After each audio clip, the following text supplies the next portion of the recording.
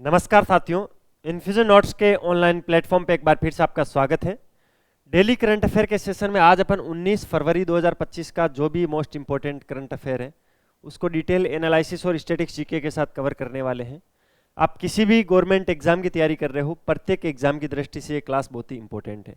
चाहे आप state PCS की तैयारी कर रहे हो, एसएससी, बैंक, रेलवे, अन्य किसी भी एग्जाम की तैयारी कर रहे हो, प्रत्येक एग्जाम में करंट अफेयर में इससे बाहर क्वेश्चन नहीं जाएगा। अभी राजस्थान में आरएस का एग्जाम हुआ था, पता है आपको। पेपर का लेवल बहुत ही शानदार आया था, यूपीएससी से अच्छा पेपर आया था, फिर भी अपनी क्लास में से क्वेश्चन बाहर नहीं गया। मैं आपसे प्रतिदिन एक ही चीज़ बोलता हूँ, ये क्लास तो आपको लेनी है। इस क्लास की जो पीडीएफ है वो बहुत ही इंपॉर्टेंट है। पीडीएफ में प्रत्येक क्वेश्चन के नीचे डिटेल एनालिसिस जो मैं आपको यहाँ पर करवाऊंगा, जो जो एक्स्ट्रा फैक्ट मैं आपको यहाँ पर बताऊंगा, वो सारे सिस्टमेटिक तरीके से लिखे हुए मिल जाएंगे। पीडीएफ फ्री ऑफ कॉस्ट है। कैसे मिलेगी, इस क्लास के अंत में अपन उस पर भी चर्चा करेंगे। चलिए पहले आज की क्लास को शुरू कर लेते हैं। पहला क्वेश्चन क्या है, स्वयं सफाई वाला हीटिंग फैब्रिक किसने विकसित किया है। एक भाई खुद से सफाई करने वाला हीटिंग फैब्रिक लॉन्च किया है। हीटिंग फैब्रिक का मतलब ये कोई मशीन नहीं है, एक ऐसा कपड़ा है अगर गंदगी फैलती है तो वो अपना आप खुद उस गंदगी को एब्जॉर्ब करने की क्षमता रखता है। तो आपको ध्यान रखना है, स्वयं सफाई वाला हीटिंग फैब्रिक है। हीटिंग फैब्रिक मतलब सर्दियों से बचने वाला कपड़ा है। और ये किसने लॉन्च किया है, आईआईटी गुवाहाटी ने किया है। ऑप्शन नंबर 1 इस क्वेश्चन के परिप्रेक्ष्य में राइट ऑप्शन है। अगर ये क्वेश्चन एग्जाम में आता है तो इसी फॉर्मेट में आने की संभावना है 101%। ठीक है, इसके अलावा इसके आसपास के फैक्ट मैं आपको बता देता हूँ। आईआईटी गुवाहाटी के शोधकर्ताओं ने ठंडे मौसम के लिए, किसके लिए, ठंड के लिए स्वयं सफाई वाला ये थोड़ा लिचिला और हीटिंग फैब्रिक है। इस फैब्रिक का उद्देश्य क्या है, जो ज़्यादा जहाँ पर ठंड पड़ती है या लंबे समय तक जहाँ पर ठंड पड़ती है वहाँ पर लंबे समय तक ठंड में रहने के लिए इस कपड़े का प्रयोग किया जा सकता है, जिससे कि स्वास्थ्य जोखिम कम होंगे, क्योंकि गंदगी नहीं फैलेगी, ये कपड़ा ऑटोमेटिक साफ रहेगा। ठीक है, इस प्रकार का फैब्रिक उन्होंने लॉन्च किया है। और ये विकसित किसने किया है, आईआईटी गुवाहाटी ने किया है। ये चीज़ आपको ध्यान रखनी है। क्वेश्चन आएगा तो इसी फॉर्मेट में आने की ज़्यादा संभावना है। क्वेश्चन को एक बार वापस पढ़ लेना।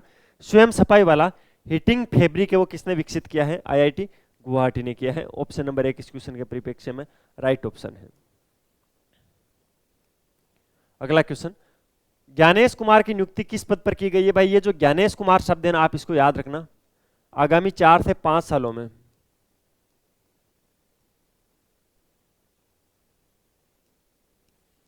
पॉलिटी पॉलिटी में ये शब्द आपको बार बार सुनाई देगा। ठीक है, पहले आप राजीव कुमार पढ़ते थे ना, जिनको अपन किस रूप में जानते थे, मुख्य चुनाव आयुक्त के रूप में जानते थे। कौन थे मुख्य चुनाव आयुक्त भारत के, राजीव कुमार थे। अब उनकी जगह ज्ञानेश कुमार बने हैं, तो भारत के मुख्य चुनाव आयुक्त इनको चुना गया है।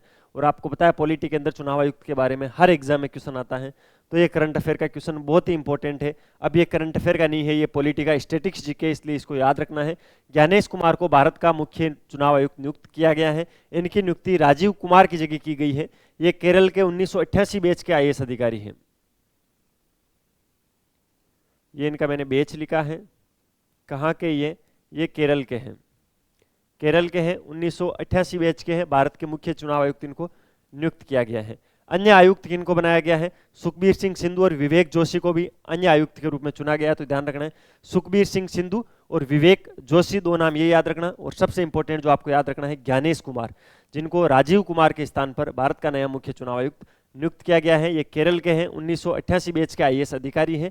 और इनके पैनल के अंदर अन्य चुनाव आयुक्तों के रूप में सुखबीर सिंह सिंधु और विवेक जोशी हैं। इन दोनों से वरिष्ठ है ज्ञानेश कुमार, इसलिए इनको मुख्य चुनाव आयुक्त बनाया गया है। इनकी जो नियुक्ति है वो 3 सदस्यीय चयन समिति की सिफारिश पर की जाती है।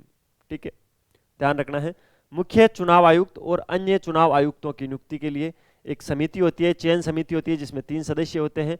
और इस चयन समिति का निर्माण भी मुख्य चुनाव आयुक्त और अन्य चुनाव आयुक्त अधिनियम आया था 2023 के अंदर, उसके हिसाब से की जाती है, जिसके अंतर्गत पहली सीईसी चयनित की गई है। पहली बार इस पद्धति से इनका चुनाव हुआ है। भारत के मुख्य चुनाव आयुक्त ज्ञानेश कुमार की नियुक्ति हुई है। और इसके अलावा 2 अन्य सदस्य, सुखबीर सिंह सिंधु और विवेक जोशी। ये क्वेश्चन एग्जाम में पूछा जा सकता है, इसीलिए इस क्वेश्चन को अच्छे से कवर कर लेना, फिर मत बोलना सर आपने पढ़ाया नहीं था। ठीक है, अब चलते हैं नेक्स्ट क्वेश्चन पे। सरकार ने किस उद्देश्य से digital brand identity manual launch किया है। सरकार ने एक नई चीज लॉन्च की है, डिजिटल ब्रांड आइडेंटिटी मैनुअल। किस उद्देश्य से सरकार ने इसको लॉन्च किया, इस क्वेश्चन के अंदर ऐसा पूछा गया है। तो भाई डिजिटल पहचान की एकरूपता सुनिश्चित करने के लिए सरकार ने digital brand identity manual launch किया है। पूरा मैटर क्या है मैं अच्छे से आपको समझाता हूँ।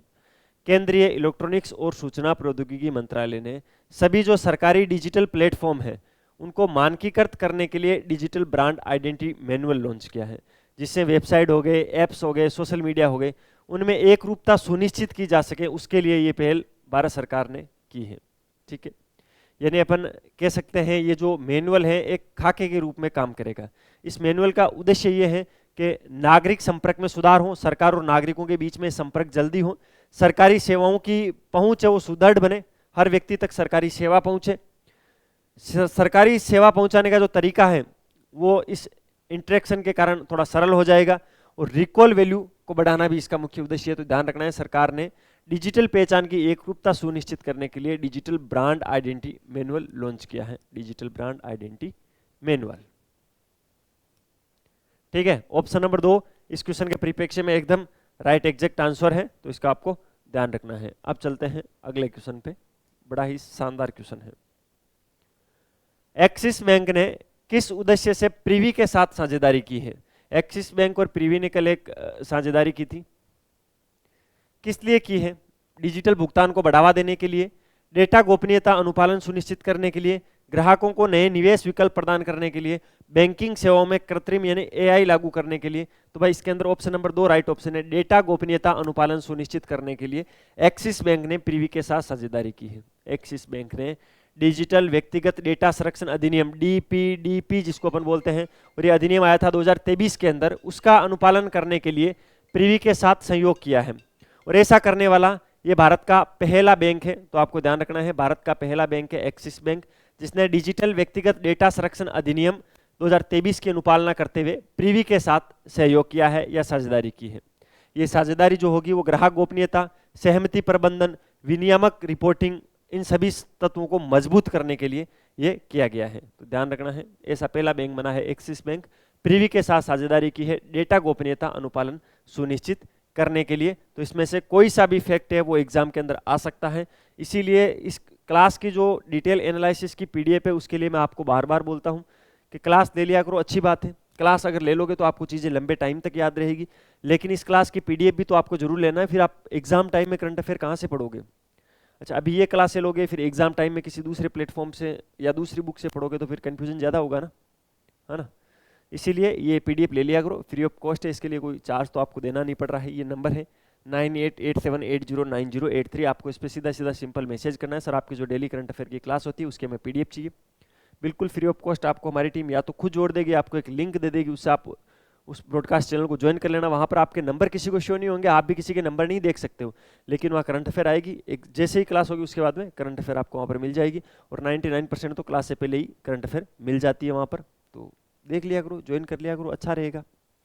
बाकी अगर आपको क्लास में कोई चीज़ समझ में नहीं आती तो इसके लिए आपके पास कमेंट का ऑप्शन है, कमेंट करके बता दिया करो, सर हमारे ये चीज़ समझ में नहीं है, इसको इस तरीके से पढ़ाया जाए, हम कोशिश करेंगे उसको उसी तरीके से पढ़ाने की। इसीलिए आप कोशिश किया करो कि क्लास के साथ ही सारी चीज़ें याद हो जाएं। अगर नहीं हो रही है तो उसका रीज़न क्या है वो मुझे बता दिया करो, अपन उसमें सुधार करेंगे। अगला क्वेश्चन, भारत का पहला वर्टिकल बाईफेशियल सोलर संयंत्र कहाँ उद्घाटित किया गया? कल भाई नई दिल्ली के अंदर भारत का पहला वर्टिकल बाईफेशियल सोलर संयंत्र है, उसका उद्घाटन हुआ था। केंद्रीय मंत्री है मनोहर लाल, उन्होंने नई दिल्ली में मेट्रो वाइडेक्ट पर भारत के पहले वर्टिकल बाईफेशियल सोलर प्लांट का उद्घाटन किया है। कहां पर किया है? नई दिल्ली के मेट्रो वाइडेक्स के अंदर इसका उद्घाटन हुआ है। ग्रीन मेट्रो सिस्टम पर 5वें अंतर्राष्ट्रीय सम्मेलन हुआ था अभी दिल्ली के अंदर, उसके दौरान उन्होंने केंद्रीय मंत्री मनोहर लाल जी ने ग्लोबल वार्मिंग और वायु प्रदूषण को संबोधित करते हुए उन्होंने बोला है कि जो जीवाश्म ईंधन है उसका उपयोग अपन को कम से कम करना है और सौर ऊर्जा को ज्यादा से ज्यादा बढ़ावा देना है। इसी कार्यक्रम के अंदर दिल्ली मेट्रो रेल कॉरपोरेशन के द्वारा 1 मेगावाट की छत पर सोलर ऊर्जा संयंत्र का शुभारंभ हुआ था, और वो वर्टिकल बाईफेशियल सोलर संयंत्र था। तो ये नई दिल्ली के अंदर इसका उद्घाटन हुआ है, 1 मेगावाट का लगा था। कहां पर? नई दिल्ली के अंदर। ठीक है, ध्यान रखना है मैंने क्या क्या चीजें बोली है। नई दिल्ली में मेट्रो वाइडेक्स पर भारत के पहले वर्टिकल बाईफेशियल सोलर प्लांट का उद्घाटन हुआ है। किसने किया है? केंद्रीय मंत्री मनोहर लाल जी ने इसका उद्घाटन किया है। ठीक है, अभी ग्रीन मेट्रो सिस्टम पर 5वां अंतर्राष्ट्रीय सम्मेलन दिल्ली के अंदर हुआ था, उस दौरान उन्होंने ग्लोबल वार्मिंग और वायु प्रदूषण को संबोधित करते हुए बोला था कि भाई जो जीवाश्म ईंधन है उससे ज़्यादा वायु प्रदूषण हो रहा है, ज़्यादा ग्लोबल वार्मिंग हो रही है, तो उसकी जगह सौर ऊर्जा का उपयोग करना है, सौर ऊर्जा को बढ़ावा देना है। तो इसी कार्यक्रम के अंदर उन्होंने दिल्ली में जो मेट्रो रेल कॉरपोरेशन है वहाँ पर 1 मेगावाट की छत पर सौर ऊर्जा संयंत्र का शुभारंभ किया, जो कि वर्टिकल बाईफेशियल सोलर संयंत्र था। तो ये सारा फैक्ट आपको अच्छे से कवर कर लेना है। अब चलते हैं, अगला क्वेश्चन क्या है, बड़ा ही मस्त सा क्वेश्चन है। वित्त मंत्री निर्मला सीतारमण ने हाल ही में कौन सी योजना शुरू की है? प्रधानमंत्री मुद्रा योजना, एमएसएमई म्यूचुअल क्रेडिट गारंटी योजना, राष्ट्रीय उद्यमिता विकास योजना, सूक्ष्म वित्त सहयोग योजना। तो इसमें right option option number 2 MSME mutual credit guarantee योजना। इस योजना के बारे में आपको एक एक जानकारी अच्छे से होनी चाहिए, एग्जाम में पूछी जा सकती है।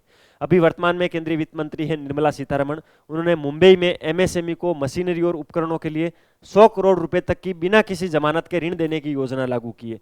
इसके अंदर कितना? 100 करोड़ रुपए तक का। कैसा ऋण? बिना जमानती, गैर जमानती जिसको बोलते हैं,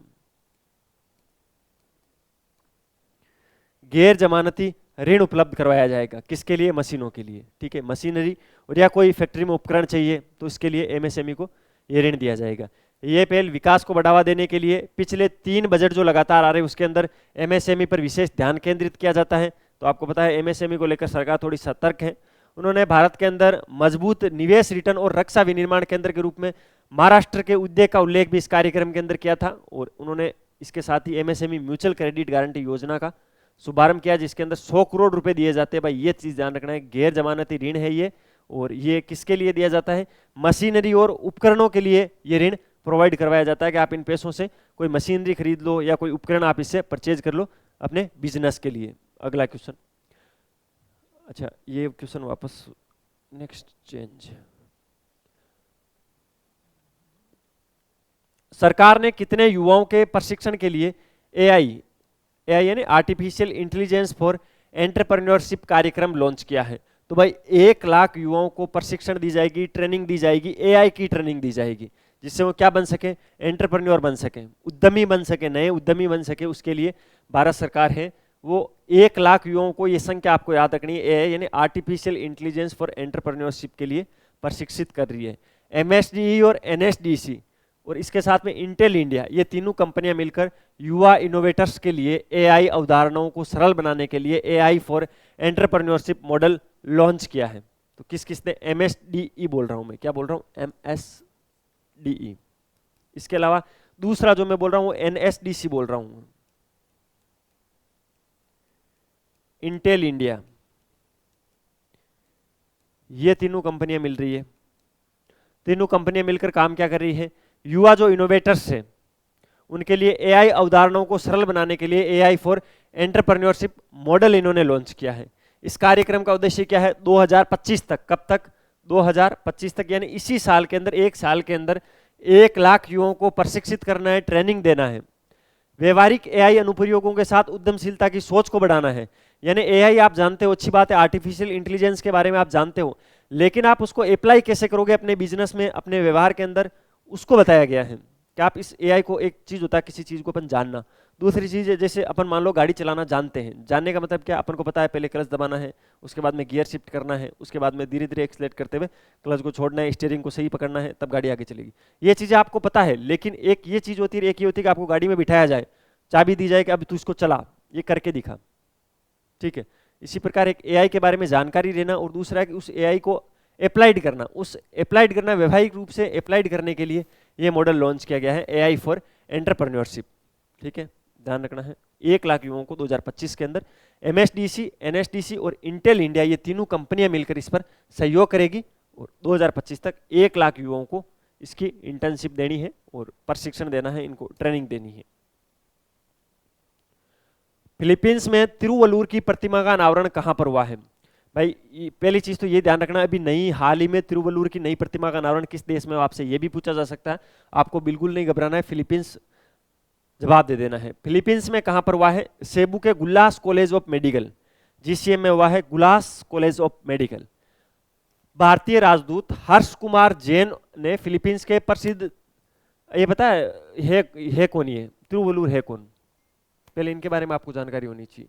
ये तमिल भाषा के कवि है और दार्शनिक हुआ करते थे तिरुवल्लुवर।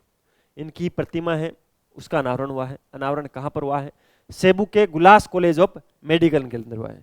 और ये कार्यक्रम है वो जीसीएम द्वारा अपने मुख्य कार्यकारी सलाहकार डॉक्टर डेविड पिल्ले के नेतृत्व में आयोजित किया गया था, जिन्होंने कॉलेज में तिरुवल्लुवर की मूर्ति की स्थापना की थी। तो ये चीज आपको ध्यान रखना है। इसके अंदर भारत की तरफ से भारत के राजदूत हर्ष कुमार जैन इसमें शामिल हुए थे। फिलीपींस के अंदर तिरुवल्लुवर की एक नई प्रतिमा, अच्छी बात है भारत के लिए, सेबू के गुलास कॉलेज ऑफ मेडिकल के अंदर हुआ था। ठीक है, ध्यान रखना है। और ये तिरुवल्लुवर कौन है तो मैंने बता दिया है, तमिल के कवि और दार्शनिक है।